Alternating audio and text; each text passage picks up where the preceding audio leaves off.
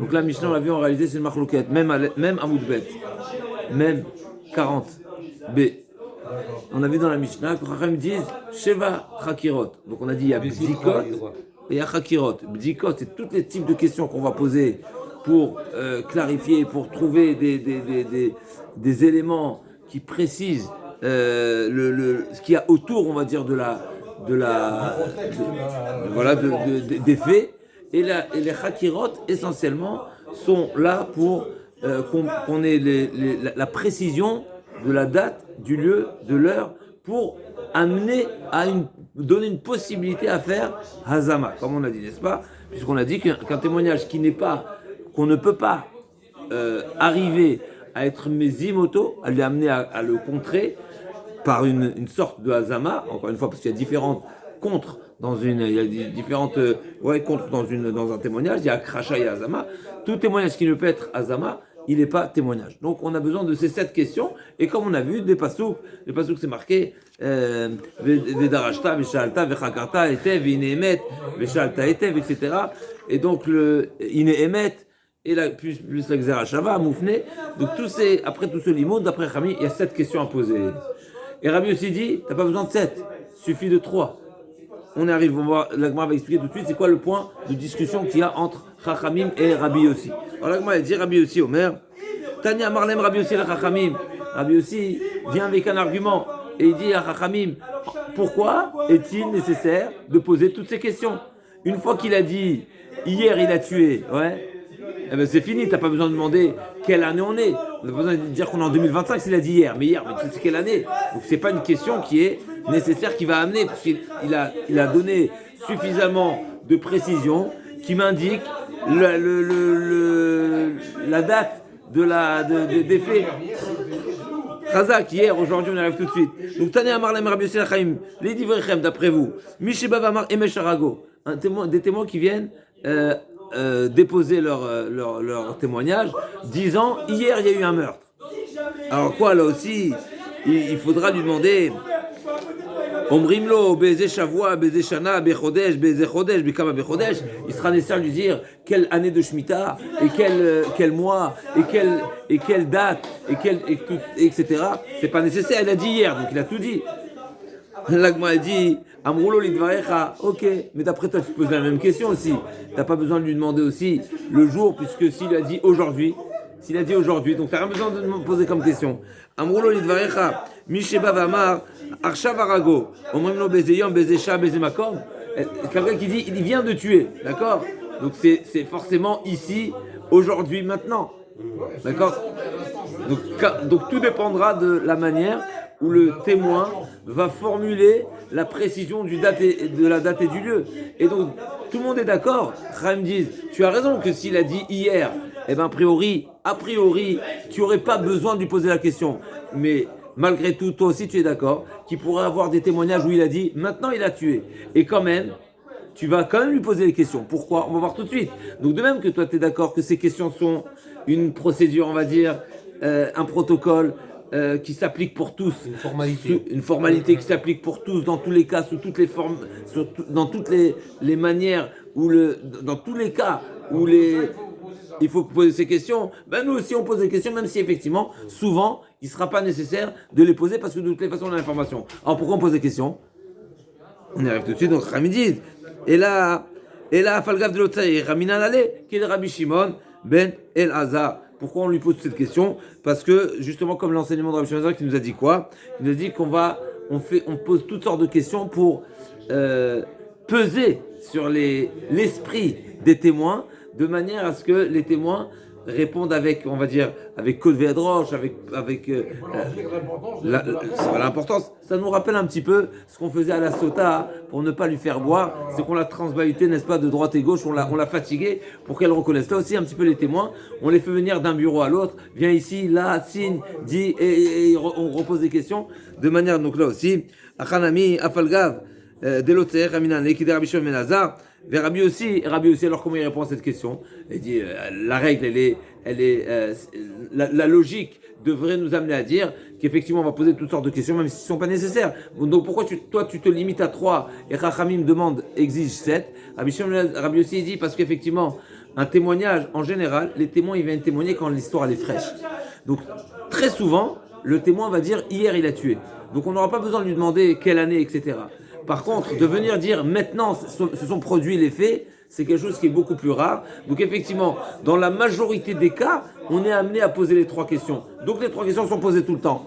Par contre, effectivement, il y aura des cas où les 3 questions ne sont pas nécessaires, on va quand même les poser. Mais ce qui est certain, c'est que toutes ces questions qui sont quelle année, de la Shemitah, du Yovel, le mois, la date, etc., l'heure, les minutes, tout ça, c'est des questions qui sont... Alors, certaines des questions, elles sont pas dans la plupart des cas, il n'est pas nécessaire de les poser puisqu'il a déjà formulé dans sa déposition des précisions qui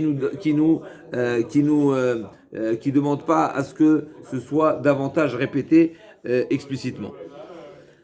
Et donc l'arabe ici dit Emesh Arago Shriach Berov Eduyot. Arshav Arago le Shriach Berov Eduyot. C'est vrai, vous avez raison. Il pourrait avoir des témoignages où les témoins viennent vraiment à l'instant même des faits. Ils se présentent immédiatement, ils vont directement au commissariat lors des faits. Mais c'est pas la plupart des cas. La plupart des cas, c'est le lendemain ou quelques jours après où on vient déposer le témoignage. Ok.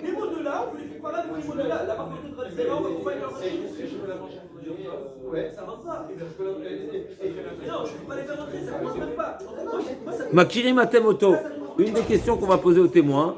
Donc là, on a parlé des Sheva Chakirot, on tourne la page. On va parler maintenant de la manière où le tribunal va demander aux témoins de préciser le témoignage. Une des questions qu'on va leur demander, c'est Makirim Atemoto. Est-ce que vous connaissez la personne?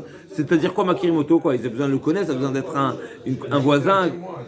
Tanou Rabanan, Makirim Atemoto, Nochi Arag, Israël Arag. Qui est-ce qui est l'acteur? Est-ce que la victime? Est-ce que on parle d'assassinat, n'est-ce pas pour l'instant? C'est l'exemple donné. Et après on va parler de Avodah Zarah, etc. Mais en tous les cas, s'il y a eu un meurtre qui a été commis, est-ce que vous connaissez la victime? Est-ce que vous savez que c'est un juif? Pour que l'assassin soit condamné à mort, il faut que la victime soit un juif. D'accord? Donc Makirim Atemoto, Nochi Arag, Israël Arag. Qui est-ce qui est la victime?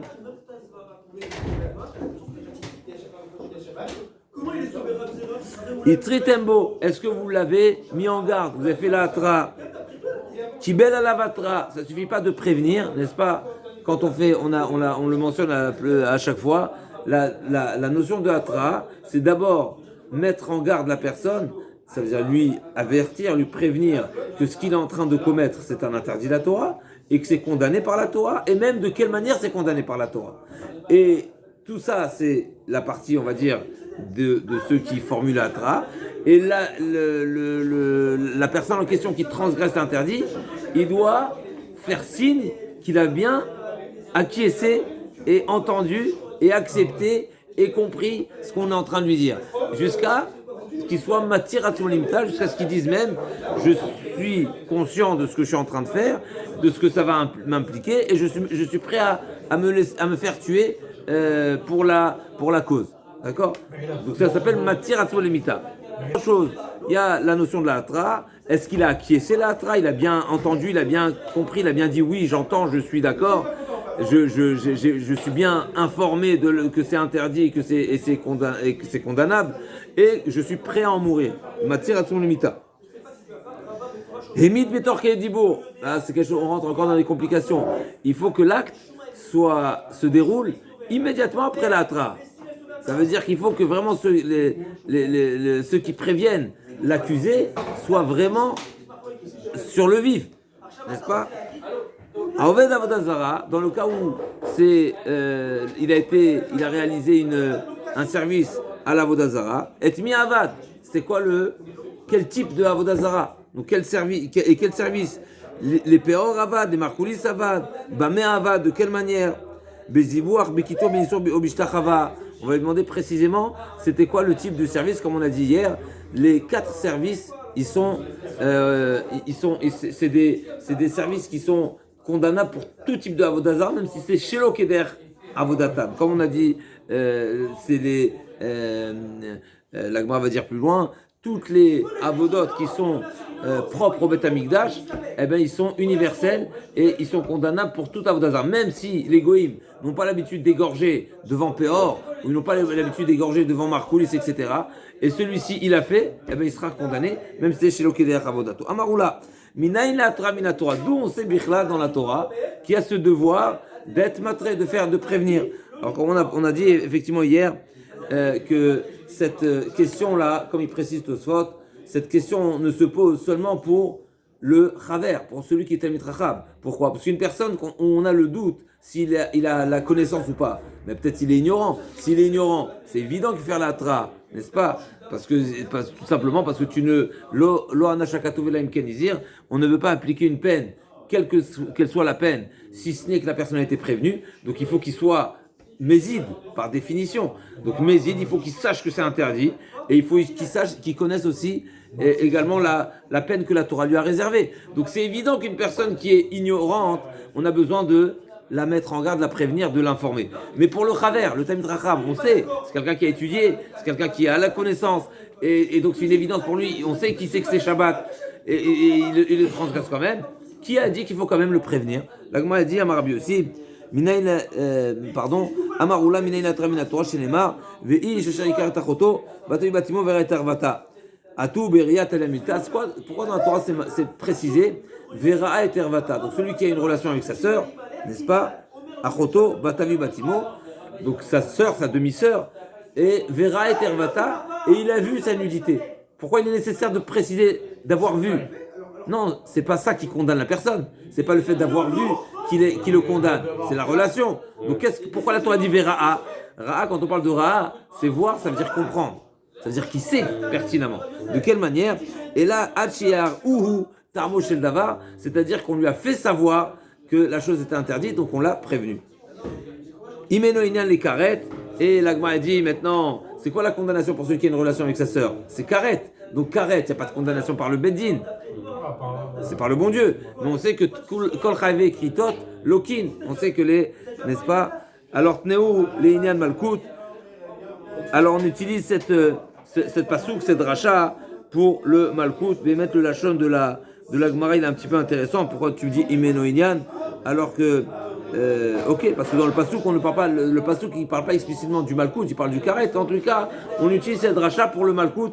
Et juste on rappelle, la Gemara dans Makot, on arrive bientôt, la prochaine Masechet, dans Masechet Makot, on va voir les différents avis. Qui est-ce qui est loqué? On sait que c'est un sujet discuté, mais c'est ce qu'on va retenir. Kol Chayave Kritot Lokin. Normalement, une personne qui est condamnée à mort, par exemple, c'est-à-dire qu'il a commis une faute pour laquelle on est condamné à mort, il n'y a pas de malkout. Le malkout, c'est pour un lave qui est, on va dire, léger relativement, mais pour le karet, est-ce qu'il y a malkout pour ceux qui sont chayav karet ou pas? C'est discuté dans la Gemara, il y a plusieurs avis. En tout cas, Deber Eskiatana, donc première source, à partir de quel passage qu'on apprend la notion de hatra'a, on apprend de vera et tervata. Deber Eskiatana, deuxième enseignement, Yazid, Yazid Ijal Reo Leorgo Beorma, Misberet Karnu Lamut, n'est-ce pas? Shitrubo, Yazid, c'est marqué dans la Torah, Yazid Ish Al Reo Leorgo Beorma, Yazid, de ce passage qu'on apprend, Shitrubo, Vadainu Mezid, Deber Abishmel Tana, Amotimoto, Mekosheshetzim. C'est marqué qu'ils l'ont trouvé, Mekosheshetzim. Mekoshesh, c'est un présent. Et le présent, c'est un présent continu, comme le Rav avait l'habitude de dire. Et donc, c'est-à-dire qu'ils l'ont trouvé, et malgré tout, ils poursuivaient Mekoshesh. C'est-à-dire que ceux qui l'ont trouvé, alors qu'il était en train d'amasser du bois, eh ben, il a poursuivi son action. Et donc, ça veut dire qu'il a, malgré la prévention, il a quand même continué. De là, on apprend la hatra. Mais il a entendu. Il a accepté, il a acquiescé. En fait, il aurait eu mal sinon. Donc 3 sources la maladie. Premièrement, Vera et Tervata. Deuxièmement, Kiazid. Troisièmement, Mekoshesh. Quatrièmement, Deber Rebitana. Al-Devar, Asherina. Al-Iske, Dibou. Al-Devar, Asherina et Teshet. C'est quoi le Devar? Ça veut dire qu'il y a eu ici des propos qui ont été échangés. C'est quoi les propos qui ont été échangés? C'est qu'on l'a prévenu, on lui a dit. Voilà. Et c'est à quel sujet ça, Ina là? Eshetish. Ah, Eshetish, merci. Le passage qui dit comme ça, Adeva Asher Ina. Pas Eshed Reo ou Ken, ou bien Mekir Becha, Ken. On prend le premier, mais ici que c'est interdit. Ah, Debere Bitana. Donc, quatrième source, Al-Devar Shaina. Al-Diske dit, bon, Vetzricha. Et l'Agma a dit, on a besoin de ces 4 sources. Donc, on a dit, on a la première pour la sœur qui est Karet. On a la deuxième qui est l'assassin, le Orgo Beorma. On a la troisième, Ekosheshetim, ce qui est la Shabbat. Et on a la quatrième, à nouveau, Arayot avec Eshetish. Nahara le Tzaka, Bayer, etc. Obiarta Mikerecha. Et l'Agma Yutzricha. Dit Katavra Chamana, Achoto Avamina, Chavim Alkuyot In, Chavim Mitot Lo. Comme tu dis, peut-être que la Torah, elle a exigé la Hatra seulement pour le Malkout, mais pas pour la Mita. Donc pour le Malkout, c'est une faute qui, on va dire, qui est légère relativement. Et donc, c'est seulement dans ce cas-là, la Torah a demandé la Hatra. Mais quand c'est Chavim Mitot, non. Oui, Anemine, c'est pour ça que c'est marqué, Viachiyazid.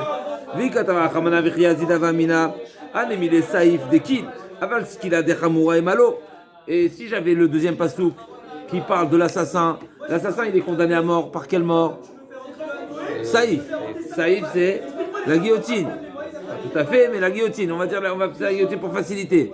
Alors j'aurais pu penser également, seulement pour cette catégorie de faute qui est condamnée par la guillotine, alors là il est nécessaire de faire la hatra. Mais Shabbat, c'est ce qu'il a, c'est la mita la plus chamoura. Donc j'aurais pu dire que la faute elle est tellement grave, et ben qu'il ne serait pas nécessaire de le prévenir. Tout le monde sait que c'est Shabbat, tout le monde sait que c'est grave, il n'y aurait pas besoin. Alors il m'a dit non, même pour Shabbat, il faut la hatra. Et la quatrième, Vetarte Beniskalim Lamali. Alors pourquoi il était nécessaire de nous enseigner une hatra dans 2 fautes pour lesquelles on est condamné à ce qu'il a? L'Agma dit les Rabbi Shimon et Atouye Nisrafim. D'après Rabbi Shimon, j'ai besoin d'une autre source, d'un autre enseignement pour ce qui est encore plus sévère que la skila. Qu'est-ce qui est plus sévère que la skila d'après Rabbi Shimon? C'est la srefa, chazakvor, qu'on fait avaler le plomb. Et d'après Rabbanan, Milta Date Bekal Vachomer, Tar Vekatavla, effectivement, on l'a écrit, même si on peut la prendre par raisonnement, a fortiori, eh bien la Torah l'a quand même répété.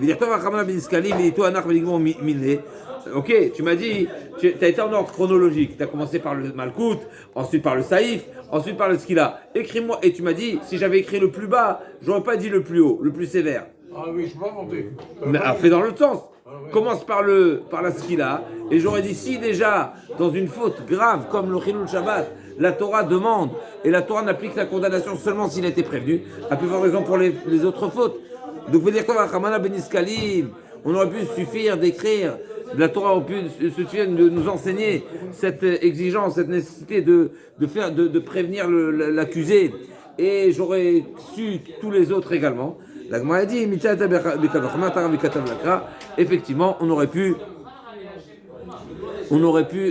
c'est un enseignement qu'on aurait pu apprendre par Kal Vachomer. Alors, ce qui est intéressant, c'est que la Gemara, ailleurs, fait un autre type de raisonnement. Il y a le type de raisonnement qui est relatif à la faute, et il y a un raisonnement relatif à la peine. C'est-à-dire, si tu parles de la peine, de la faute, c'est une faute légère, parce qu'elle est seulement condamnée malkout. Et donc, j'aurais pu penser, pour le malkout, il faut la prévention, mais pour une faute qui est plus grave, il n'y a pas besoin de prévention, parce que la faute, elle est grave. Mais il y a le raisonnement inverse également, qu'on aurait pu faire a priori, que la Gemara ne fait pas ici. C'est que j'aurais pu penser que pour une peine qui est grave, alors il y a besoin d'une prévention. Mais pour une peine qui est légère, pour une malcoute, pas besoin de prévention. C'est pas si. La Gemara aurait pu faire a priori ce raisonnement, mais la Gemara ne le fait pas. Alors juste je vais voir si j'ai une note. Là on a dit, donc il faut le prévenir, c'est interdit, c'est condamnable, et il faut que l'accusé, celui qui est en train de le prévenu plus exactement, il accepte de se faire condamner. Lui-même il dit littéralement, il s'est livré à la mort. C'est ça, hitiratzmo limita. Il s'est livré à la mort. C'est ça. Hitiratzmo. Matir, c'est dénoué. Je me suis Exactement. Ouais. des fois, malheureusement, un homme par la colère ou quoi, c'est ce qui est marqué, n'est-ce pas? Quelqu'un qui est en colère, il maîtrise pas, il peut faire n'importe quoi. Pour une vengeance, il est prêt à se... C'est un kamikaze, exactement, c'est un kamikaze. Il est prêt à tout, mais juste que la vengeance soit consommée, n'est-ce pas? Donc, Itiratsum limita, Menalan, d'où nous savons, à nouveau, on a une source pour la Tra, mais qui a dit que le prévenu doit aller jusqu'à dire oui, je suis prêt à en mourir? Qui a dit? Où c'est marqué dans la Torah? L'Agma a dit Amarava vitmar iski amarkra yumat hamet. C'est marqué dans la Torah, c'est magnifique comment. Yumat hamet, ça veut dire mourra l'homme mort. Il est déjà mort déjà. Il est déjà mort. Pourquoi il est déjà mort? Parce qu'il s'est livré à la mort. Quand on dit à quelqu'un t'es un homme mort, n'est-ce pas? Alors allez-nous, c'est quelqu'un qui dit, mais ça, il est déjà intellectuellement, il s'est déjà livré à la mort. C'est exactement ma tiration. Yuma Tamet. Incroyable. On passe maintenant, quand on va rentrer un petit peu dans le vif du sujet de cette fameuse Sugia, en réalité que la Gemara n'a pas explicitement dit le fond de la raison pour laquelle on posait cette question, mais là on va le voir dans la Gemara, c'est cette notion de Edut Shei Atayachol Azima. La raison pour laquelle on va poser toutes les questions, c'est parce qu'il faut pouvoir contrer les témoins et contrer les témoins. On a dit, premièrement, il faut la date et le lieu, etc., précis pour qu'il y ait d'autres personnes qui soient en mesure de dire est-ce qu'ils n'étaient pas à cet endroit-là, ce jour-là. Mais il y a un deuxième paramètre qui va dans le même sens, c'est qu'il faut que les témoins, qu'on ait la certitude que les témoins en question, accusateurs, avaient l'intention d'appliquer cette peine précisément à l'accusé, au condamné. Donc la Gemara dit comme ça. Amar Avchanan, deuxième grande ligne. Nara meorasa sheuzmu en eragim. Nara meorasa, donc on sait que c'est la peine ça fait partie des peines les plus graves, n'est-ce pas? La fiancée qui a trompé son mari. Alors c'est marqué elle sera ce qu'il est. Alors maintenant c'est Nara, donc il y a deux témoins qui accusent une jeune fiancée d'avoir trompé son mari. Eh bien la Avchanan dit, on ne pourra pas leur appliquer la peine de mort. Pourquoi? Nous, notre volonté, c'était pas de lui appliquer la peine de mort, c'était tout simplement faire savoir à son mari qu'elle l'a trompé, donc ils sont interdits de vivre ensemble. Mais c'est pas pour la condamner à mort. L'Agma a dit, mais je comprends pas. On vient de dire ici qu'avant d'appliquer la peine de mort à qui que ce soit, il faut prévenir. Donc comment tu peux dire que les témoins vont dire non, mais nous on n'avait pas l'intention? Mais ils ont prévenu. S'ils ont prévenu, ils savent bien que le prévenu est censé être condamné à mort. Donc tu ne peux pas me dire oui, mais moi j'avais l'intention que de. Mais non, tu l'as prévenu. Véaï, troubé. Là, m'a dit non, dès-le troubé. On parle du cas où ils n'ont pas fait Atra. Alors ça veut dire quoi, ils n'ont pas fait Atra? Véaï, la troubé. Et Chimiktela, comment tu aurais voulu appliquer la peine de mort à cette femme? Là, m'a dit Bisha Chavera. On parle d'une femme qui est sage, qui connaît. D'accord? Donc, est-ce que ça va avec tout ça? Ça va pas avec tout ça? On y arrive tout de suite. L'Agma a dit, il va de Rabbi Yossi et Rabbi Yehuda, de Tana Rabbi Yossi et Rabbi Domer, Chaveren Seratra. Donc, effectivement, Rav Frana nous a dit un chidouche. D'après Rabbi Yossi, effectivement, Rabbi Yossi et Rabbi Yehuda pense qu'une personne qui a les connaissances en Torah, il sait que c'est interdit, il connaît la gravité, il connaît la condamnation, il n'a pas besoin d'être prévenu. Le chidouche est ici double, parce qu'on vient de dire que dans la prévention, il y a deux éléments. Il y a le fait de rappeler à la personne que la chose est bien interdite, que ce qu'il commet est condamnable, etc. Mais il y a besoin d'un deuxième élément, qui soit matière atzmolemita, qui se livre à la mort. Et a priori, si on ne fait pas de hatra, il manque également le deuxième élément. Ça veut dire que se livrer à la mort, c'est seulement pour quelqu'un où on a le doute s'il a connaissance de cause ou pas. Mais quelqu'un qu'on est sûr qu'il sait que c'est assourd, mais c'est comme si qu'il est matière atzmolemita directement, en tout cas d'après Rabbi Yossi, Rabbi Yehuda, Tana Rabbi Yossi, Rabbi Domer, Chaver Enser Hatra, les filles chez Nitna Hatra, et la frère Menshogel Mezid. L'Hatra n'est seulement pour s'assurer que l'accusé est bien prévenu, ça veut dire qu'il a bien connaissance de cause. Mais en réalité, pour quelqu'un qu'on sait, c'est un Talmid Chacham, on sait qu'il a la connaissance de l'interdit, eh ben, il n'y a pas de raison, même pour une femme, une femme peut avoir, n'est-ce pas, une jeune fille qui a été à l'école et qui sait que ça sort de transgresser Shabbat. Alors, effectivement, peut-être pas tout le monde ne connaît la peine de cet interdit, mais on peut imaginer, à l'époque, vous avez un plus grand niveau que nous aujourd'hui, on peut imaginer, parce qu'on parle ici d'une Aramorasa, donc elle a 12 ans. n'est-ce pas? Nahara Morassa, elle a 12 ans. Donc il faut qu'elle sache que la Nahara Morassa, elle a un interdit d'avoir une relation avec un étranger. Et deuxièmement, que c'est condamné à mort. Et troisièmement, que c'est ce qu'il a. D'accord? Donc il faut avoir tous ces éléments. Donc l'Agma a dit, c'est de ça qu'on parle. Et donc les témoins également ne pourront pas être condamnés. Et donc naturellement, la fille aussi ne pourra pas être condamnée. Parce que s'il n'y a pas de possibilité d'appliquer la Hazama sur les témoins, eh bien le témoignage n'est pas témoignage. L'Agma a dit Vekevan de Inhu lo Miktele, et du fait que eux, les témoins donc, on ne pourrait pas leur appliquer la peine de mort au cas où c'est des faits aux témoins, et bien la fille également, l'accusé aussi également. Iechi Miktela, avait Dushita Yacholazima, Vechol Dushita Yacholazima, lo Shma Edut, Achina Mikamar, c'est exactement ce qu'il nous a dit Rav Hanan.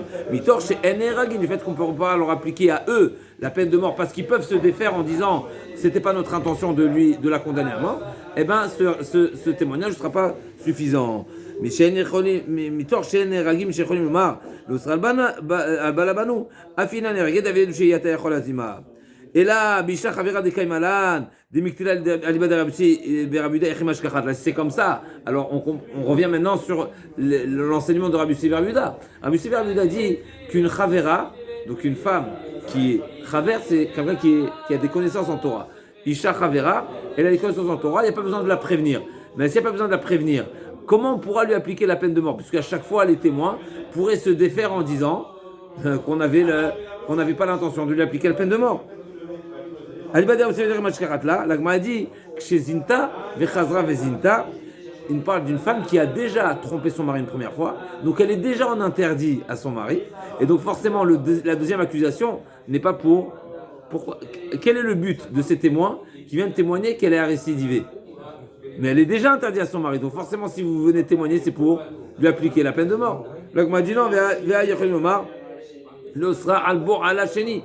Peut-être que tout simplement leur témoignage, il n'est pas dans l'intention de l'interdire au mari, mais pour l'interdire au Boel, à cet homme qui a eu la relation.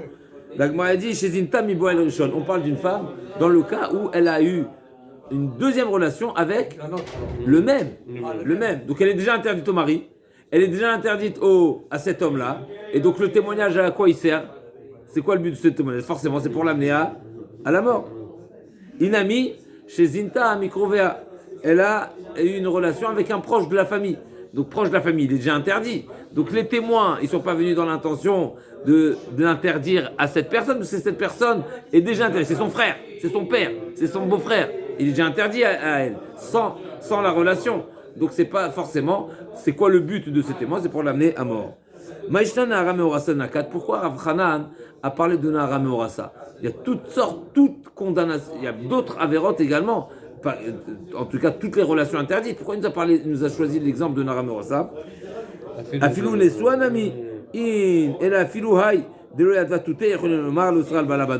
chidouche, effectivement, on aurait pu parler du Nesoua si le point est que les témoins peuvent se défaire en disant notre intention n'était pas de lui appliquer la peine de mort, mais simplement pour l'interdire à son mari. Alors pourquoi on a parlé de la fiancée? On aurait pu parler de la mariée également. Pareil. Donc, on m'a dit non, le chidouche. La mariée, c'est une évidence que la première, on va dire, des conséquences de cette relation interdite, c'est l'interdire au mari. Et ça, c'est une évidence parce qu'ils ont une vie de couple et ils sont censés vivre ensemble. On vient dire, sachez, vous le Bédine, vous devez les empêcher de vivre ensemble. Mais s'ils étaient fiancés, j'aurais pu penser que le témoin, c'est pas ça leur but essentiel. Pourquoi? Parce que de toute façon, ils ne vivent pas ensemble. Donc c'est loin de dire que leur intention, c'est de les interdire de vivre ensemble, puisqu'ils ne vivent pas ensemble. Malgré tout, là aussi, ils seront crédibles de dire c'est ça notre intention. Alors, Tosfot, dans la Sugia les Kaman, dit que ce que l'Agmara dit, Mipne Sheikholim Lomar, c'est pas forcément un argument que les témoins doivent forcément dire. D'accord? Ici, Tosfot ne s'est pas prononcé, et c'est intéressant. Est-ce qu'ils ont besoin, eux, d'argumenter, ou c'est nous qui argumentons pour eux? Ça veut dire, je m'explique. La Mishnah nous a dit, dans les Chakirot, si il y a une des questions qui n'est pas répondue par les témoins, même s'ils savent pas répondre, eh ben, le témoignage est recalé, il n'est pas retenu. Par contre, les autres questions qui s'appellent les drishot, si un des témoins ne répond pas, c'est pas la fin du monde. Si ils ne répondent, ils disent pas la même chose, là c'est un problème, ça s'appelle hakrasha, ça s'appelle que les deux témoins, il y a une discordance. Mais s'ils ne répondent pas, il n'y a pas de problème. La Gemara va dire, quand est-ce que c'est considéré une discordance? Dans quel type de précision c'est une discordance? Alors la Gemara dit comme ça. Amar Frisda, Echad Omer Beseif Arago. Si un des deux témoins a dit que l'arme qui a été utilisée, c'était un couteau, c'était une épée. Et le deuxième dit, Vechad Omer Be'aririn Arago. Non, c'était pas avec un. Ils sont pas en phase. Quelle était l'arme qui a été utilisée? Est-ce que c'était une arme à feu ou une arme blanche, hein? Est-ce que c'était un. C'est pas précis, quoi. Ils ne savent pas préciser exactement l'arme. D'après une des explications, Hariran, c'est une faucille. Ah, oui. D'accord, donc c'est un outil de travail. Une hache. Hariran, j'ai dit une hache pas parce que c'est la traduction d'Hariran, mais parce que malheureusement c'est des choses qu'on entend dans les faits divers. Ok. Alors. Amar Prizda, Echadoma Besei Farago, Echadoma Beran Arago, Enzenachon. Là, c'est un problème. Là, c'est une discordance qui est considérable et donc là, le témoignage n'est pas retenu. Par contre, Echadomer Kilav Shchorin, Echadomer Kilav Levanim, Arezenachon. Par contre, s'ils n'étaient pas d'accord sur la couleur des vêtements qu'ils portaient, là, c'est pas un problème. Ah, d'accord. C'est parce que c'est pas le vif du témoignage, c'est pas l'accusation même. D'accord. Mais Tive, Nagma dit, Nachon, Shie Nachon. La Torah te dit, Vine emet nachon adavar nesta atoeva. C'est quoi nachon? Nachon, ça veut dire c'est exact. C'est bon? Nachon, ça veut dire c'est exact. C'est quoi exact? Pourquoi il répète ça? Nachon, dans le mot pasuk c'est marqué nachon. Sheye nachon. Oui, d'accord. Ça veut dire qu'il faut que ce soit exact. Oui. Qu'est-ce que ça vient nous apprendre? Echad omer besai ve'arago ve'echad omer be'arian arago. Echad omer kilav shchurin ve'echad omer kilav levanim. En ze nachon. Dans la Braïta c'est marqué. Autant s'il y a une discordance sur l'arme qui a été utilisée, même pour les habits. Même pour les habits, donc c'est une opposition à Rav Frisda. Il y a une braïta contre exactement, question contre Rav Frisda. Tirgema Rav Frisda répond, tu sais de cette braïta de quoi elle parle?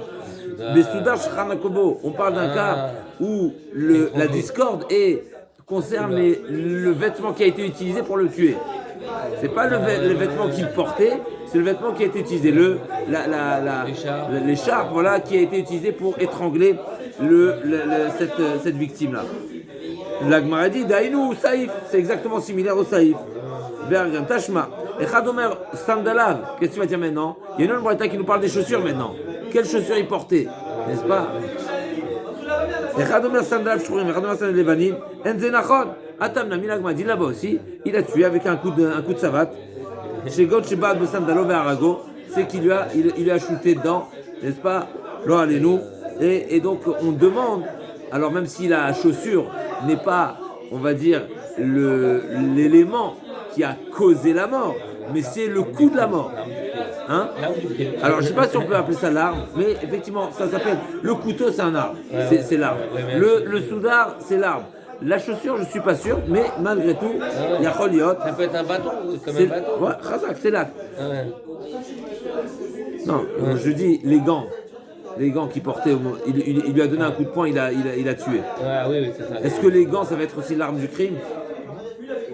C'est gunbox peut-être. Non, mais ça veut dire, mais je pense malgré tout, ça s'appellera l'acte du crime. C'est-à-dire que dans l'acte du crime, il faut que ce soit tout nickel. Ouais, c'est ça. Pourquoi? Parce que ces éléments-là. il faut que l'élément soit concorde entre les deux versions des témoins, soit une concordance totale. Parce que c'est l'essentiel du témoignage. Les vêtements qu'ils portaient, quand il y a une scène, n'est-ce pas, qui est dramatique comme celle-là, on ne retient pas forcément les détails qui sont complètement secondaires à la scène. Par contre, la manière où le crime s'est déroulé, ça oui, ça fait partie essentielle. Donc il y a que même si on demande s'il y a une discordance sur les gants qui portait l'assassin quand il a frappé, il y a ce sera pareil. Ça à vérifier. Tashma. Donc on a l'épée, on a l'écharpe et on a la chaussure. Tashma, Maaseh Badak Ben Zakai, Beokte Teena. C'est marqué que Ben Zakai, comme ça la Mishnah nous raconte, il a défendu, comment il a amené, il a mené cette cette enquête, Razak, pour savoir si les témoins disaient exactement la même chose, il est parti leur demander comment était le figuier, à quoi il ressemblait. Donc le Oketsena, on a l'impression qu'on parle seulement de la petite tige qui relie le fruit à l'arbre. Le fruit à l'arbre, n'est-ce pas? C'est le Oket.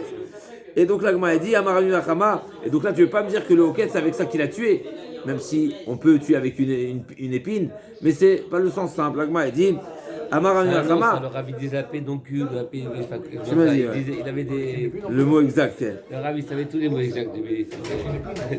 C'était précis. Ok. L'Agma a dit qu'il compte Shakat Stena Shabbat. L'Agma avait dit, tu sais, dans l'histoire de Ben Zakkai, c'était pas un meurtre qui s'est passé, mais c'était un Chilul Shabbat. Donc on parle de quelqu'un qui a cueilli une figue pendant Shabbat et on a demandé aux témoins à quoi il ressemblait la figue. Parce que là c'est le Maasé lui-même. De Alaka Miktin. Ah, Vatania, Amulo Tachat Ateena Rago. Pas du tout, l'Agma dit pas du tout. Dans la Braïta c'est marqué que l'histoire avec Ben Zakkai c'était une histoire de meurtre. Donc c'est pas un Chilul Shabbat. Il a tué avec la branche de Téna. Et donc, on y arrive. Et là, Marie Vachama, qui compte chez Shito Beiro Shel Téna, c'est qu'il a embroché.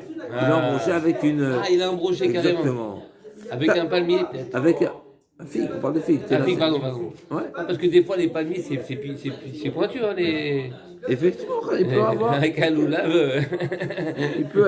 Ça peut exister, effectivement. Tashma, Amar Lahem, Tenazou, qu'est-ce qu'il aura dit, Ben Zakkai?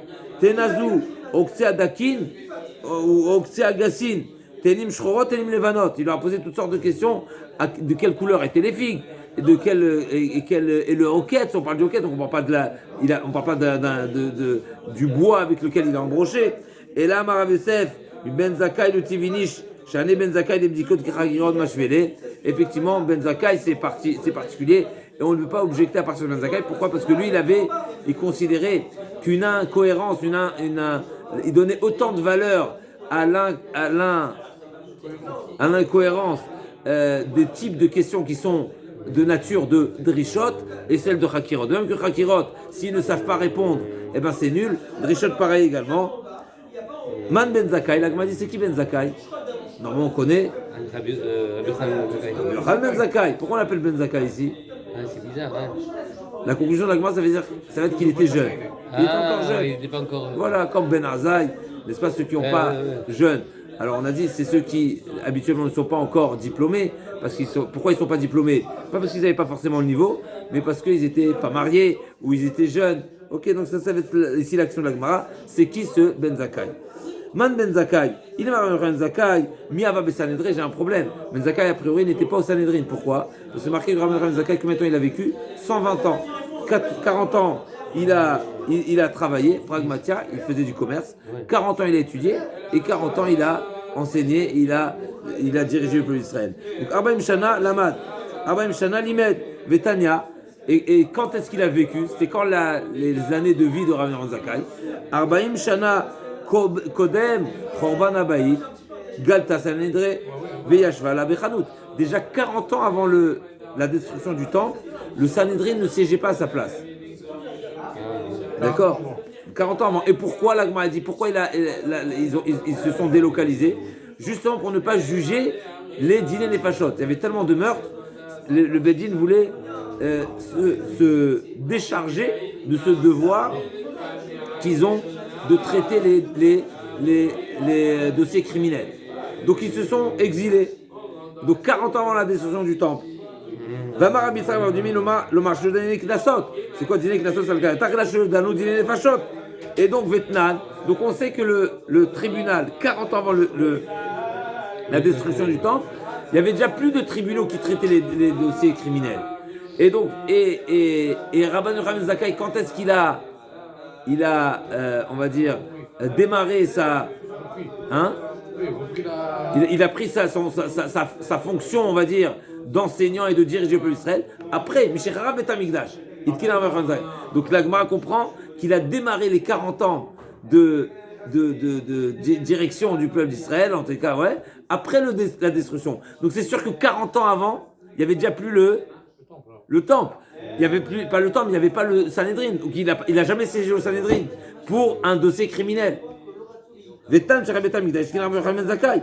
Et la Ben Zakkai, de Alma, Achanami, Mistabra. La Gemara dit donc Ben Zakkai, c'est pas Rabbi Yochanan ben Zakkai. D'Isal Kayata Rabbi Yochanan ben Zakkai, car elle est Ben Zakkai. Pourquoi on va l'appeler Ben Zakkai? Si c'est Rabbi Yochanan ben Zakkai, donc la Gemara avait proposé, il y en a deux. La Gemara elle fait marche arrière. Vatania, ou Maaseh, ou Badak, Rabbi Yochanan ben Zakkai, donc c'était Enim. On a une braïta qui nous dit, qui nous attribue cet enseignement à Rabbi Yochanan ben Zakkai, on ne veut pas dire qu'il y en a deux. Et là, Talmid Yosef Ifnei Rabo Hava, au moment des faits, effectivement, lui, il n'était pas diplômé à ce moment-là. À ce moment-là, il était sur un Ben Zakkai. Et donc, qu'est-ce qui s'est passé? Comme la Mishnah nous enseigne, s'il y a un des élèves qui a un argument défendeur, qu'est-ce qu'on fait toute la journée? Il va siéger à la place des Dayanim. C'est ce qui s'est passé. Ben Zakkai, il avait un argument de défense, donc il a pris la défense, mais il était toujours un Talmid. Il n'a pas été pour autant diplômé. Ve'amar Milta ou Mistabar Leotame, et ses arguments ont été retenus, donc ils ont été enseignés dans la Mishnah. Ve'kavo Bishme, qui ava Lamad Ben Zakkai, ava Karle Talmid Yosef Ifnei Rabo. Donc ils ont enseigné la Mishnah, elle a repris les faits au moment où ils se sont déroulés. Et au moment où ils se sont déroulés, ils s'appelaient Ben Zakkai. Donc dans la Mishnah, on a rappelé l'enseignement au moment des moments des faits. Et au moment des faits, il s'appelait Ben Zakkai.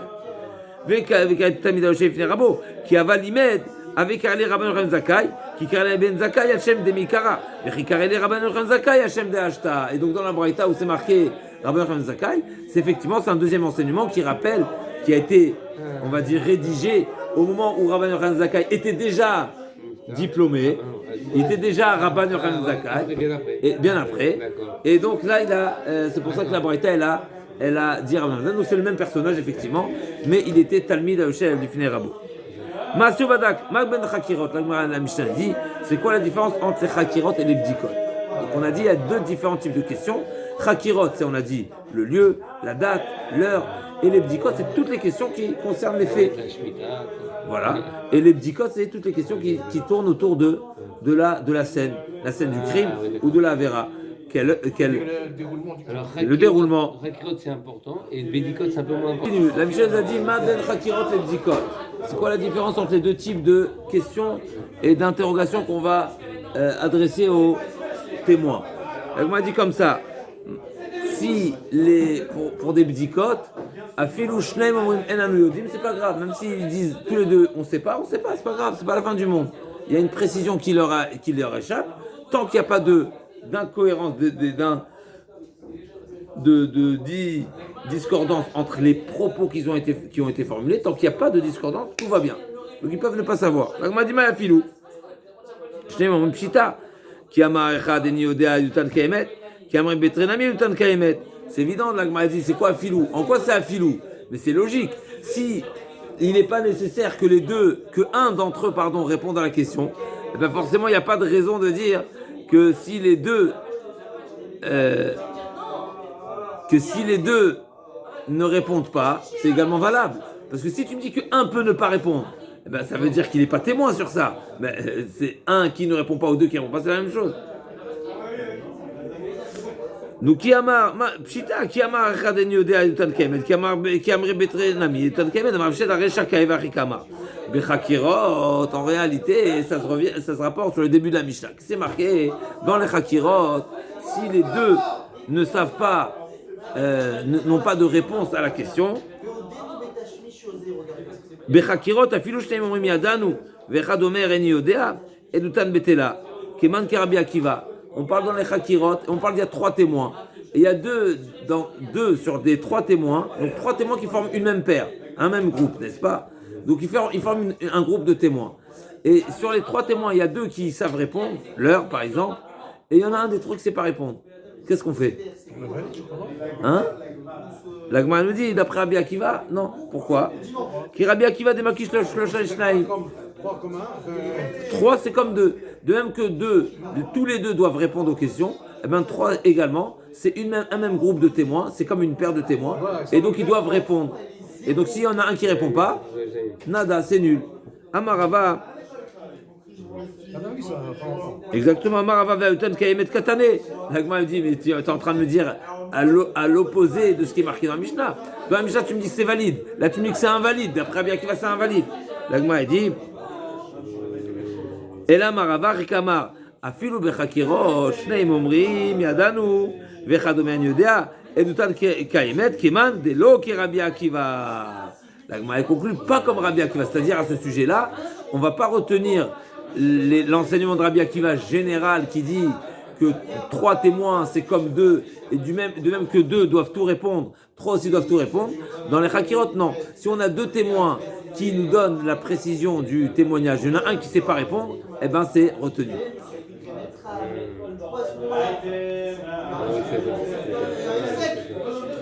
Et c'est la conséquence de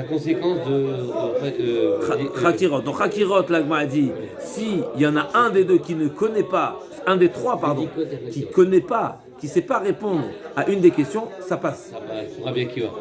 Pas comme Rabbi Akiva. Rabbi Akiva, ça passe pas. Parce que 3, c'est comme 2 d'après Rabbi Akiva. Il veut tout le monde. Tout le monde, ouais. Même dans Chakirot et Bédikot. Non, c'est pas, Rabbi Akiva n'a pas parlé de Bédikot de Chakirot. Rabbi Akiva a parlé de manière générale, un groupe de témoins, c'est comme une paire de témoins. S'il y a 10 témoins, tous les 10 témoins doivent répondre aux questions qui sont essentielles. On ne suffit pas de 2. Ah, d'accord. Rav Kana et Rav Safra Tanout Sanhedrin Beraba. Donc Rav Kana et Rav Safra étudiaient le Masechet Sanhedrin chez Rabba. Pagabu Ramim Bachamar Malou. Bien pour tout Bab Sanhedrin Beraba. Amrele. Qu'est-ce que vous avez? Dis-moi un enseignement qui a été dit dans chez Rabba. Amrele Omay Amrinan Besanhedrita. Pourquoi tu me dis qu'est-ce qui a été dit chez Rabba? Dis-moi qu'est-ce qui est enseigné dans Sanhedrin. Omay Kaché Alar. Amarle Maï de Katanem Abel Chakirot de Bdikot. Chakirot de Chadomé Yodea et de Tan Betela. Bdikot Chadomé Yodea. Fushem Rumen et Tan Kemet. Mirdi Vidividi de Oraitaï. Mashtar Ekon Maïtam Bdikot. Like m'a dit au final, si on fait une petite razara de ce qu'on a vu hier, l'exigence de poser les différentes questions, c'est une obligation de la Torah, parce que la Torah demande, comme on vient de voir, Nachon Adavar. Il faut que ce soit Nachon, il faut que ce soit précis. De toutes les questions qu'on pose aux témoins, c'est imposé par la Torah. Alors pourquoi tu as décidé ici que, concernant les Chakirot, que s'il y a une réponse manquante, c'est nul, alors que dans le Bdikot, s'il manque une réponse à une interrogation, c'est valable. Les deux, c'est d'Oraïta. Pourquoi tu fais la part des choses? Si tu as des questions à poser, et les questions sont imposées par la Torah, donc pourquoi l'un tu dis elles sont indispensables et d'autres non? Maïvdel. L'Agma a dit, Amale Achiashta, Becha Kirot Amayacha de Niodea. Et nous t'embêtez Davia la Edou, Chiyata Yacholazima, c'est la problématique comme on a dit, c'est une problématique technique. Edou Chiyata Yacholazima, c'est pas une édoute. Bdikot Amachad Menayodea, tel qu'elle est, Edou Chiyata Yacholazima ou Amale Yachi Amrita Batuba. Donc c'est un grand enseignement que tu m'as révélé. Et donc il lui a dit, Amrituba, Amarle, Mitibute Demar, Amrinan Batuva, Minizirute Demar, Lormenan Velochada. C'est selon ta vision des choses, effectivement.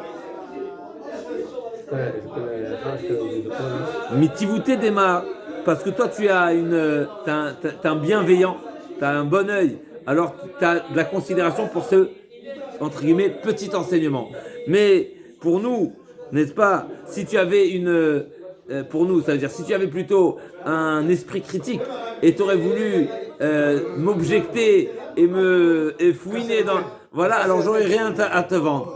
Du fait que tu as eu un bon œil et tu t'es contenté, on va dire, d'un enseignement qui, a priori, il paraît simple et pas particulier.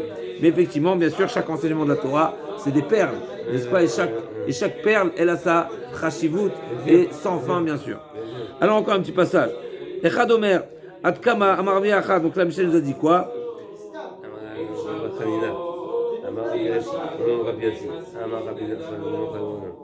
S'il y a une discordance entre les témoins de la date, un dit le 2 du mois, un dit le 3 du mois, n'est-ce pas? On a dit quoi? C'est pas une incohérence qui sera prise en considération. Pourquoi? Parce qu'on va supposer qu'il y en a un qui a fait erreur, il n'était pas à la Shul Shabbat, ou bien il a oublié quand est-ce que c'était Rosh Chodesh. D'un jour, mais on va voir, on est dans les premiers jours du mois. Donc les premiers jours du mois, on n'a pas encore le calcul qui est limpide dans notre tête. On y arrive tout de suite. Tout ce qu'on a dit que un décalage d'un jour, donc une erreur d'un jour, n'est pas considérée une erreur, c'est seulement si on est avant le 15 du mois. Et si quelqu'un il a dit le 28 février, il ne savait pas qu'il y avait le 29 février. Exactement, ça ressemble aussi. Lui, il a dit qu'on était le 1er mars, alors qu'on était le 29. Effectivement, ça ressemble à Mavdi. Amarava Fanam Italina, Echad Omer Shusha Vechad Omer Bechamesh, Utan Betela, Vama Nima, chez eux Yodea Bishne Iburin, les Yodea Bishne Iburin, et là, Mishum de Beruba Yada. L'Agma a dit, je vais t'amener une preuve à ce que tu dis. Tout ce qu'on peut supposer et accepter qu'un des deux témoins a fait une erreur d'un jour de Rosh Chodesh, c'est-à-dire qu'il ne savait pas ce mois-ci quand est-ce que le mois a débuté, c'est seulement jusqu'au 15 du mois. Parce qu'on te laisse jusqu'à 2 semaines pour avoir l'information quand est-ce que ça a été Rosh Chodesh. Parce qu'on est censé savoir et maintenir un calendrier, n'est-ce pas? Après 2 semaines, tout le monde sait quand est-ce que c'était Rosh Chodesh rétroactivement. Même si aujourd'hui on n'a pas cette habitude parce que on vit au jour le jour, quelque part on a le calendrier qui est déjà établi. Mais à l'époque, ils avaient plus cette curiosité et cette démarche de savoir rétroactivement quand est-ce que c'était Rosh Chodesh. Parce qu'ils n'avaient pas l'information immédiatement. Donc ils demandaient, c'était quand Rosh Chodesh? D'accord? Mais ça c'est seulement sur le mois passé, pas le mois d'avant. Parce que si effectivement on peut imaginer, supposer, admettre qu'une personne ne connaisse même pas le début du mois précédent, alors on pourrait avoir un décalage de 2 jours dans ce mois-ci. Parce que un homme peut avoir son propre calendrier, ça veut dire se faire son calendrier dans la tête et penser que les 2 mois étaient de 29 jours, et donc aujourd'hui on est le 5 du mois, alors qu'en réalité les 2 mois étaient pleins, et donc on est le 3 du mois. D'accord? Et là-bas, l'Agma va amener une preuve que jusqu'à la moitié du mois et pas plus.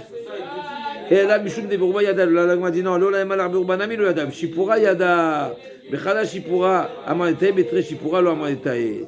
C'est quoi ici c'est pas un calcul, un calcul, c'est pas le calcul des mois, est-ce qu'un homme sait, il est compétent, il n'est pas compétent, mais tout simplement c'est la déclaration par le chauffard, n'est-ce pas, qu'aujourd'hui c'est Rosh Chodesh, est-ce qu'il a entendu, il n'a pas entendu? On dit qu'une fois t'as pas entendu, 2 fois c'est pas probable.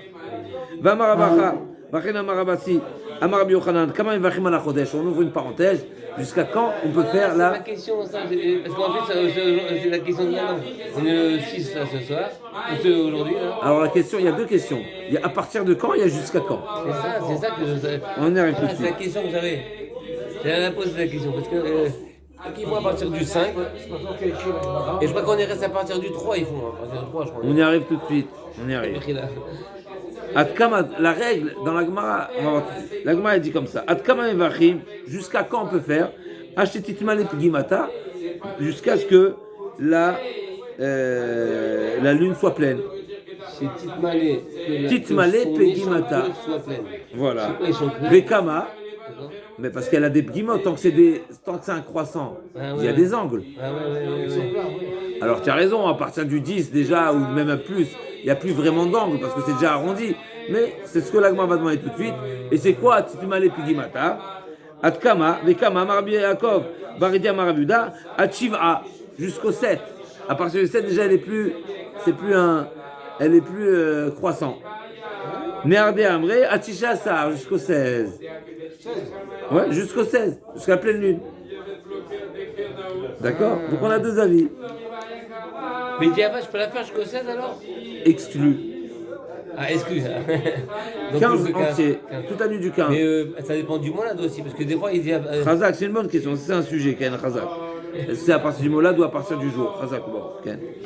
Les Tarvaïou, Karbiohan, Svirale, tous les deux, même s'ils ont une divergence d'opinion, est-ce que c'est jusqu'au 7 ou jusqu'au 15? Mais tout le monde d'accord, la base de leur discussion, c'est fondé et c'est basé sur les propos, ils sont tous les deux d'accord sur les propos de Rabbi Yochanan. C'est Rabbi Yochanan, Sviraleu, Alemeve qui etra, Alemeve qui nafia.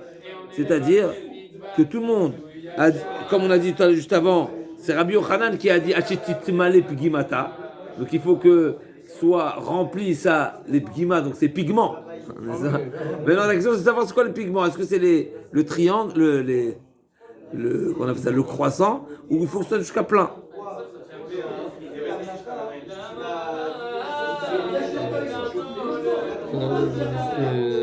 Donc, est-ce que c'est jusqu'à la mi-lune ou la pleine lune? C'est quoi les bgimata? Parce qu'une fois que c'est déjà une bgima, c'est une pointe. Une fois que c'est une demi-lune, mais il n'y a plus de pointe. C'est un demi-cercle, il n'y a plus de pointe.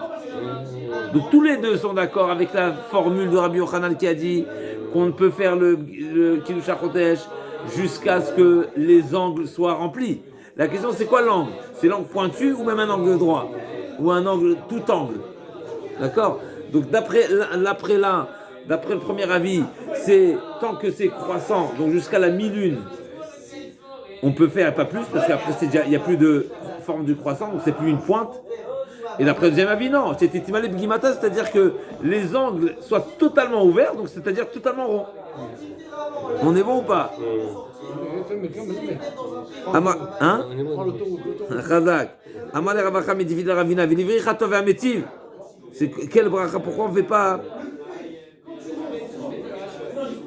C'est vrai qu'à partir du 7, comme ça Rashi explique, c'est vrai qu'à partir du 7, on ne peut plus faire Mechadesh Chodesh, on ne peut plus faire le Chidush à Levana, parce qu'elle est déjà, on va dire, suffisamment ouverte. Pas ouverte, elle illumine suffisamment. Mais on pourrait toujours faire une bracha, il dit Rashi, on pourrait toujours faire, la Gemara dit plutôt, à Tovametiv.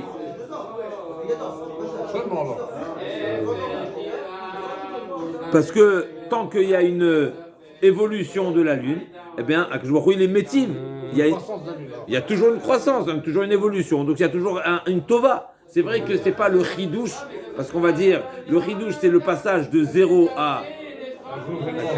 au renouvellement. Et donc le renouvellement, tant qu'il y a le croissant, on est dans le renouvellement. Mais a priori, et la Gemara accepte, on va dire, qu'une fois que c'est la mi-lune, ça y est, on est déjà passé dans... On n'est plus dans le chidouche, on va dire, parce que c'est déjà vu, mais il y a toujours une évolution, donc c'est une progression. On devrait faire un tov amétiv. La Gemara dit Amarle, Atou ki chaser amivachinan dayen. Mais je comprends pas. Et pourquoi quand elle rétrécit, donc quand la lune perd de son intensité, n'est-ce pas, de sa voilà, quand ça va en décroissant, est-ce qu'on fait dayan Emet comme quand c'est à Tov Ametiv, c'est l'opposé de dayan Emet, n'est-ce pas? Donc la Gemara dit on fait pas cette bracha, donc là si on le fait pas. La Gemara dit effectivement on n'a qu'à les faire. La Gemara dit à Tov Ametiv on les fait pas parce que on fait pas dayan Emet parce que c'est quelque chose qui est on va dire, minag, olam qui est minago noeg, c'est quelque chose qu'on va dire qui est normal, habituel, répétitif. Donc on fait pas ces bracha.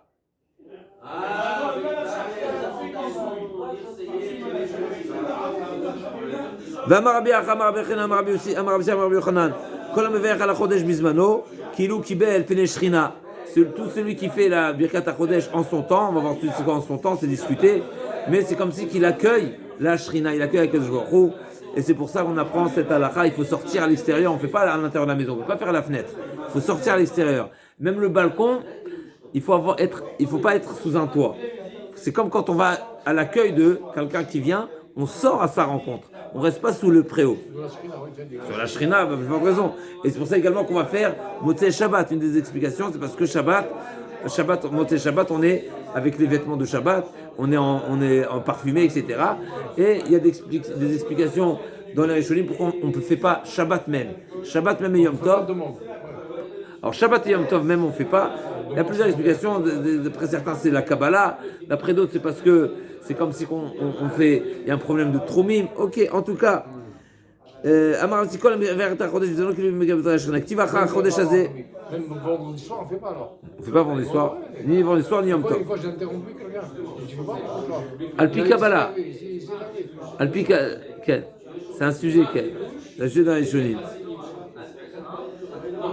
כל המברך על החודש השכינה, כתיב אחר החודש הזה, כתיבתם זה ליבן והוא, תנא דברי ישמעאל, אם היה זכור מישראל להגביל פניו ואליהם שבשמיים כל חודש וחודש דיין, même si on avait seulement une seule mitzvah, qui était cette bracha, cette mitzvah de la Birkat HaLevana, un rendez-vous avec le bon Dieu une fois par mois, eh ben, ça aurait été suffisant, c'est-à-dire on a été, et juste je rappelle, on aurait été redevable d'une reconnaissance envers Akadosh Baruch Hu, d'avoir ce mérite de ce rendez-vous.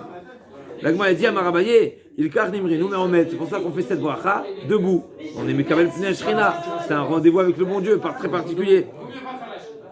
Merema en Marzoutra, Mekat Fe Adade Mvache, il y a plusieurs explications, c'est quoi Mekat Fe Adade, ou bien c'est qu'ils s'épaulaient mutuellement parce qu'ils n'avaient pas les forces de se tenir, ou bien qu'ils étaient sur les épaules de leurs esclaves, parce qu'à nouveau ils étaient faibles, ils étaient déjà avancés dans l'âge, ou bien c'est qu'ils se réunissaient pour faire le Birkat Elvana. Du fait que la Birkat Elvana, c'est on accueille Al-Kadosh Baruch Hu, Kaviachol, eh ben on ne vient pas seul, on vient en compagnie. Amane Ravachal Ravashim Maravim Vechebor Mechadesh Chodeshim Amane Ane Neshe Dinan Namim Vache Lakiter Abuda Damar Abuda Baruch Hashem Mamaro Barash Rakim vouloir Piv Kotseva Hok Uzman Tananem Shoshan Tafkidam Sasim Usmechim La Soratson Konam pour aller émettre c'est pour la Tanemet. Il y a deux versions ici. Pour aller émettre c'est marqué ici dans la Gemara. C'est pour la Tanemet ça s'applique, ça se rapporte sur les astres qui sont pour aller émettre c'est qu'ils remplissent leurs tâches avec exactitude, avec précision. וללבנה אמר שתחדש התרת שפט המוסיבתן שם עצים מתחדש כמותה ולפי היוצרם על שם כיוון מלכותו ברוך אתה השם מחדש חודשים. Donc c'est cette bracha que nous connaissons. Donc n'est-ce pas, de même que la lune elle a ce caractéristique d'avoir une apparence de renouvellement tous les mois, elle éclaire, elle reflète de la lumière à nouveau tous les mois, et bien pareil le peuple d'Israël va mériter Bekarov Beyamenu de jaillir la chorma de la Torah et la connaissance d'Hachem à toutes les nations. Bimera Beyamenu au Bet Hamikdash à Yerushalayim. Ki betachbulot ta'aseh lecha milchama, c'est marqué dans le pasuk. Utshua berov yoetz, le pasuk qui dit. Ki betachbulot ta'aseh lecha milchama vacha b'achlina amar Rabbi Yassi amar Rabbi Yochanan. Donc c'est un enseignement qui n'est pas du tout lié à Kiddush HaChodesh, qui n'est pas du tout lié avec la Gemara précédente, mais c'est une suite d'enseignements au nom de Rabbi Yochanan, n'est-ce pas, Siline Duo, des grandes. Torah, chez qui tu trouves cette force, cette ardeur dans l'étude de la Torah, donc à comparer à la guerre, n'est-ce pas? Shel Mishnah, c'est celui qui a un grand nombre de connaissances de Mishnayot. Rav Yosef Anavshet, Rav Tevuot Bekoach Shor. Donc Rav Yosef disait sur lui-même, il appliquait ce passouk. Rav Tevuot Bekoach Shor. Donc un grand nombre. La force, c'est grâce à la force du taureau qu'on a un grand nombre une grande récolte. Donc Yosef lui-même s'appelle, n'est-ce pas? Bekoach Shora Darlo. Yosef, Rav Yosef, lui-même il porte bien son nom. Echad Omer, Bekoach Shor. Echad Omer Bishte Shaot. Il peut avoir aussi un décalage, une incohérence entre une tolérance. Et entre les deux déclarations des témoins, qui sera également acceptée s'ils ont une erreur de 2 heures. Donc il y a une marge de tolérance dans l'erreur dans les heures. Alors à nouveau, à l'époque, ils avaient un indicateur, c'était le soleil, la position du soleil. Donc un jour, s'il fait nuageux, on aura une très grande difficulté à définir exactement où se positionne le soleil. Alors certains ont cette notion, cette sensibilité de savoir à quelle heure il est, mais c'est pas évident. Et donc on tolère. La Gemara demande combien tu tolères. C'est un sujet discuté dans Psachim, n'est-ce pas, pour savoir à quelle heure Chachamim ont devancé l'interdiction de consommer le Chametz, parce qu'il y a ce risque de passer, n'est-ce pas, leurs limites. Amar Shim Varashi, Lo Shanu El Hashaot, Aval Echad Omer Kodem Hanetzach Hamas, seulement quand on parle d'un horaire qui, encore une fois, est variable, ça dépend de l'angle du soleil. Mais quand quelqu'un dit c'était avant la Shkia, après la Shkia, avant le Netz, après le Netz, même si c'est 1 minute, on sait le soleil était levé, oui ou non. Donc si l'un des deux témoins dit il était 8h15, n'est-ce pas, c'était avant le Netz, et l'autre dit il était 8h30, même s'il y a un quart d'heure d'écart, même des fois 5 minutes d'écart, mais c'est nul. Pourquoi? Parce que non, au contraire. Avant le Netz, le soleil il n'est pas debout. Après il est debout. Donc c'est intolérable. אבל אחד אומר קודם הנץ החמה ואחד אומר הלכה הנץ. אותן בטלה פשיטה, c'est une évidence, c'est quoi ton חידוש? אלא אחד אומר קודם הנץ ואחד אומר בתוך הנץ, עניים פשיטה, ואותמה בגלוי הקאי וזורי ou des חזק המשמלה. L'agma dit le חידוש il est pas avant le netz, après le netz, c'est une évidence. C'est une erreur intolérable. La différence, le חידוש il est même si l'un dit on était avant le netz et là l'autre il dit on était pendant le netz, à l'heure du netz, là aussi c'est intolérable. Pourquoi? Même si on aurait pu dire qu'en réalité il y a déjà de la clarté et donc on va dire qu'ils ont dit la même chose, on accepte.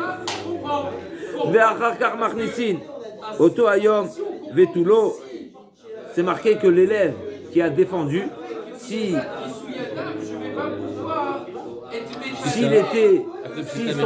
sa défense elle était conséquente, elle était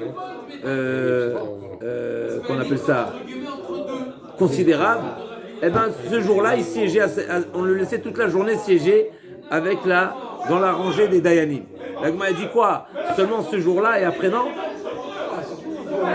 Oto ayom et tulo vatanya, imeshel dvara lo aya yorem sham leolam, imeno dvara en yored kolam kulo, kede shelo te aliato yirda lo, amar beit moi im en mamash dvara. Effectivement non. Si ces propos ne sont pas retenus, alors là il restera la journée. S'ils sont retenus, eh bien il restera là-bas jamais. C'est-à-dire que dès le moment Chazak, il va obtenir Chazak au moment. Et l'Agmara raconte effectivement une histoire où il y avait un rave qui voulait être masmir son élève et donc il a présenté devant un rave de manière à ce que le rave lui pose une question et que l'élève réponde à la question de manière à ce qu'il mérite la smicha. Ça rejoint un petit peu, si l'élève il a été acteur principal, pas principal mais en tous les cas considérable dans l'enquête de ce jugement, eh ben il sera diplômé et son diplôme sera ouais. Alors il ne buvait pas de vin toute la journée, n'est-ce pas? Si les Dayanim ont condamné une personne, la condamnation ne sera effective et déclarée que le lendemain. Toute la journée, ils mangeaient moins, ils étudiaient d'avant, ils restaient en chavruta, en binôme pour développer et poursuivre la décision juridique. Et c'est seulement le lendemain qu'ils se prononçaient, qui déclaraient la sentence. Maïta malo, amarabi achabachena marka, vela rozenim eshechar, oskim berazo shel olam, alishtakru. Celui qui est préoccupé par des dossiers qui sont tellement importants et élevés, eh ben, il a une interdiction de ne pas boire. Et s'ils ont trouvé une défense, eh ben, même à la porte de la potence ou de la guillotine, eh ben, il sera ramené et dispensé. L'ora umay, et s'il n'y a pas eu, amarabacha potrinoto, vikach amarabi yochanan, potrinoto, donc c'est marqué dans la suite de la Mishnah. Si au final, on a rajouté des dayanim, et on a dit qu'il y avait 36 accusateurs contre 35 défendeurs, qu'est-ce qu'on fait? Au final, ok, tu as rajouté 2, tu es arrivé à 71. À la fin de 71, le résultat des voix, c'est 36 accusateurs contre 35 défendeurs. Qu'est-ce que tu fais? Il n'y a que un de plus qui accuse. Un de plus, ça ne suffit pas. Qu'est-ce que tu fais? Encore, on a dit jusqu'à 70. Ça y est, 71, t'es à 71, t'as 36. C'est fini, il n'est pas tout. Potrino, de ce que l'Agma a dit. L'ora umay, amaravacha potrimoto, v'chen amar biyochan potrimoto. Amarle, Rafapa, les Abaye, Véliftere Meikara. Mais pourquoi depuis le départ, quand il y avait 12 contre 11, tu ne l'as pas déjà dispensé? Pourquoi tu as continué? T'aurais dû... Dès le départ, on fait ça. Dès le départ, tu devrais faire ça. Amarle, Rachi, Amar Biochanan, Kede, Shelo, Yetzum, Bedin, No, Vavin. Pour ne pas que le... C'est quoi l'intérêt de rajouter des dayanim et d'arriver à une conclusion Chazak, pour ne pas qu'il y ait une certaine un certain mépris, ou plutôt entre les dayanim, ils vont se lever d'une assise qui n'a pas été tranchée. C'est un petit peu désagréable, on va dire ça comme ça, gentiment. Ikade amra amarle Rafapa le Abaye velamali yosifou le ifterem bedina kama amarle Rabbi Yossi qui va dire effectivement l'éternel Monsieur Omer que Shem Mosifin al bedin shashim ve'achat kachan Mosifin al bedin shel esem veshusha. Effectivement, d'après Rabbi Yossi, on rajoute pas une assise de 23, on ne rajoute pas. S'ils ne se sont pas départagés, il y a eu, sur les 23, il y a eu 12 accusateurs contre 11 défendeurs, eh ben il est dispensé immédiatement. C'est pas ce qu'on retient. Pardon? Il est Zakai alors. Il est Zakai. Il n'est pas Zakai, mais Potrinoto. C'est un accusé à qui on ne peut pas appliquer la peine de mort. Tanoura Banan. Omrim Bedine Mamonot, Nizdaken Adin. Ven Omrim Bedine Fashot, Nizdaken Adin. C'est seulement dans Dine Mamonot où il y a prescription. Nizdaken. Zaken. Zaken. Prescription. Razak. Donc a priori, ici la Gemara objecte. On voit que dans Dine Mamonot, si on n'est pas arrivé à une. Un accord. Un sac. Hein? Si on n'est pas arrivé à un accord, un sac, il peut être prescrit de. On va faire une Sarah alors. Non, peut-être le temps, avec le temps. Nizdaken Adin, la Gemara va expliquer tout de suite. Dan Rabbanan. Omrim Bedine Mamonot, Nizdaken Adin, Ven Omrim Bedine Fashot, Nizdaken Adin. Donc une notion qu'on découvre. C'est quoi Nizdaken Adin? La Gemara va dire tout de suite. Maï Nizdaken Adin, il y m'a Kashdina, que le jugement il est compliqué, n'est-ce pas? Et donc on va le reporter. C'est-à-dire, on lève la caché. Ah, dur. C'est caché, c'est. On reporte, n'est-ce pas? Donc le chef de l'assise, le chef du tribunal, le plus âgé, le plus rachoub, il va dire la séance est levée, à demain. D'accord? Donc m'a dit c'est ça le pshat. Est-ce que c'est un report? Il y a deux traductions ici. Est-ce que d'après Rashi c'est un report? D'après tout ça, non. C'est une manière de dire que c'est insoluble. C'est une assise insoluble. Donc les Dayanim, dans Dîner, la Gemara demande. Donc la Gemara dit, dans Dîner Mamonot, on peut dire, dans Dîner Fashot, on ne peut pas dire. La Gemara dit, on ne peut pas dire quoi? Alors première explication, Rashi, il dit c'est dans Dîner Mamonot, on peut dire, on reporte à demain parce que c'est compliqué, on a été au bout et on n'a pas réussi, on n'a pas de solution, on reporte à demain la suite, à suivre. D'après tout ça, non, c'est pas à suivre, c'est arriver à une conclusion qu'on n'a pas de conclusion. Donc la conclusion est que c'est un jugement, c'est un dossier sans suite. Quelque part sans suite, pas parce que voilà, il manque. Khazak après au week-end. C'est la question de l'Agma. L'Agma demande il m'a kajina, il fera mi va y aller. Il fallait dire l'inverse. Il fallait dire qu'au contraire, dans Dîner Mamonot, on peut pas dire. Dans Dîner Fashot, on peut dire. Dans Dîner Fashot, on peut dire parce qu'on va prendre la défense. Parce qu'il y avait Tilou, mais dans Dîner Mamonot, mais il y a un réclameur, il faut payer, il faut solutionner le différent. Razak, effectivement, l'Agma a dit effectivement, il faut inverser. Dans Dîner Nefashot, on dit, et dans Dîner Mamonot, on ne dit pas. Amar Ravuna Barmanoir Mishme de Ravacha Bere de Ravika, Ipur. Ravashi Amar Lolam Lot Ipur. Maï Nizdaken Adin. Nizdaken Adin, c'est pas que le dossier est insoluble, mais Chacham Dina. C'est une autre explication, c'est qu'on est en train de dire, au contraire, ça y est, on peut mettre un terme à cette assise, on a suffisamment développé le pour et le contre, et donc on tranche. C'est demander de trancher. Et donc ça, on pourra le dire. Et donc ça, on peut le dire pour Dîner Mamonot, mais pas pour Dîner Fashot.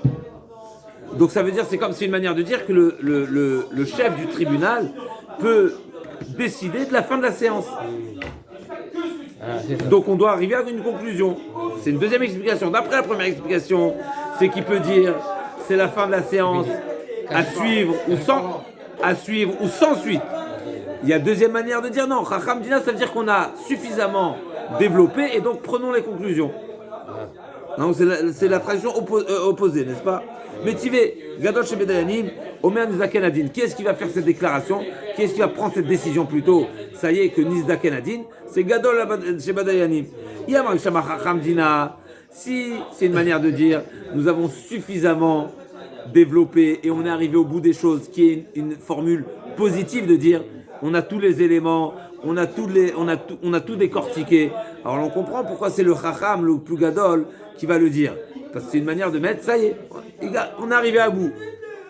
Et là, il y a Mashtamar Khamdina, il y a Damar Gadol, et là il y a Mart Kashdina, l'Osagé de Damar Gadol. qui souffait au décamersif nafché.